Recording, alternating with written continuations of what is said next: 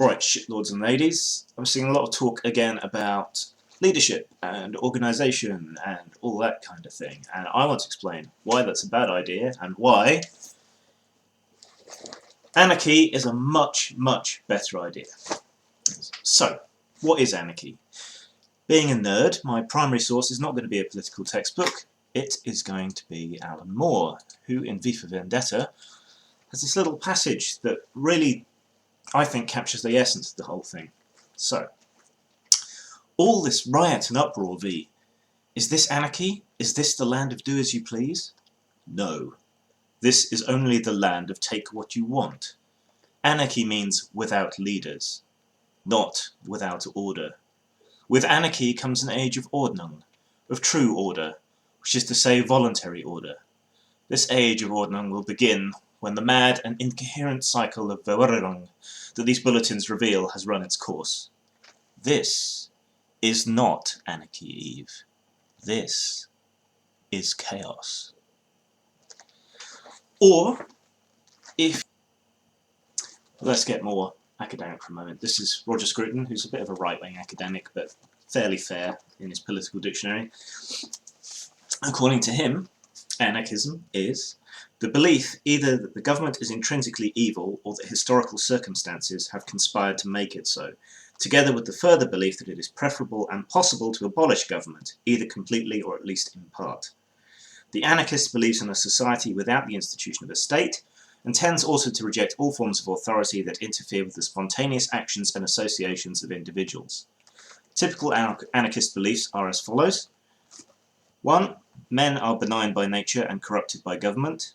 2. The state is exploitative and oppressive, whereas society is natural and free. 3. Man is a social animal fulfilled through voluntary cooperation, but frustrated by all coercion. 4. Reforms from above bear the imprint of the authority that initiates them, and are, therefore, worthless. And 5. Social change must be brought about through revolutionary action. So, some of that actually sounds like our enemy, but a lot of it sounds like us, and some of it doesn't sound either way. Now, that's a very, very broad definition of anarchism, but, you know, being a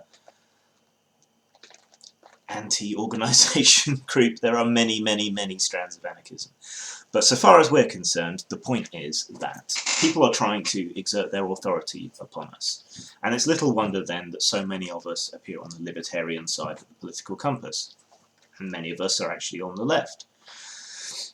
But the difference we have with our opponents is that they're authoritarian and want to see a sort of top-down change in society based on their presumed and assumed moral authority, whereas we see a much more organic, ground-level change. I'm speaking generally, I'm not trying to speak for everyone or all of you, I'm just trying to get the point across here.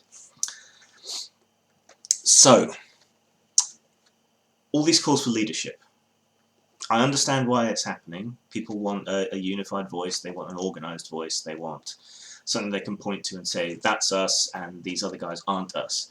And at the moment, that's difficult for some people. And in some ways, with regards to the mainstream media, it can be difficult because all these things are being pinned on Gamergate, and we can't point to a single thing and say, no, this is Gamergate, this person speaks for us. But frankly, the moment we do have any kind of official leadership, we're fucked. And the moment we have any absolute, concrete, set in stone anything, we're fucked. Because, you know, if we reorganised, we would just lose all this momentum that we've got. If we set up a leadership, we'd create a schism because people wouldn't want to be involved with those people. And those people would be subjected to the kind of scrutiny you would not believe. And the kinds of accusations and stuff they would get wouldn't have to be true. You know, enough shit gets flung at the wall, some of it starts to stick, whether it's true or not. And then you're screwed, because your leadership appears corrupt, and that's it. You're done, whether it's true or not. So that's one side of the problem.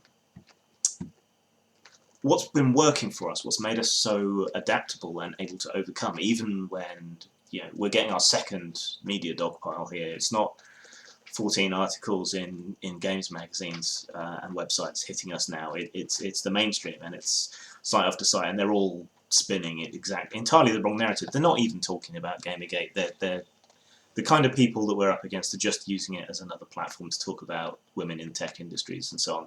Which, yeah, Worthwhile subject, but it's nothing to do with Gamergate. They're just... It's hard not to be cynical about people parlaying their victimhood and so on into a soapbox. It's hard not to be cynical. It makes it hard to be sympathetic towards them. And I know we're trying to be nice and politically generous to people, because it looks bad when we say they're faking it or whatever. I don't know that they are faking it, but either way, I think using your abuse is problematic, to borrow a term from the rest.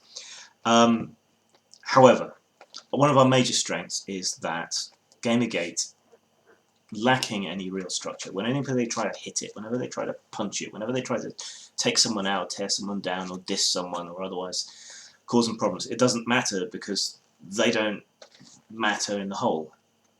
See what I mean? It's like punching pudding. They can't get a grip on us anywhere because there's too many of us, we're too amorphous, and once one person goes down, there's another person taking their place. And it just rolls on and on and on and on and on.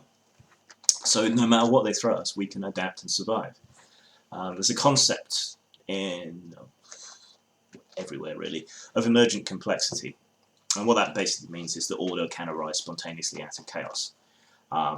Some of that refers to evolution, chemistry, weather patterns, things like that. You have these unpredictable storms of stuff going on, and then suddenly order will arise. And that's what we've been seeing happen here. Certain people have bubbled up to the top and become spokesmen for us, and then have bubbled away again.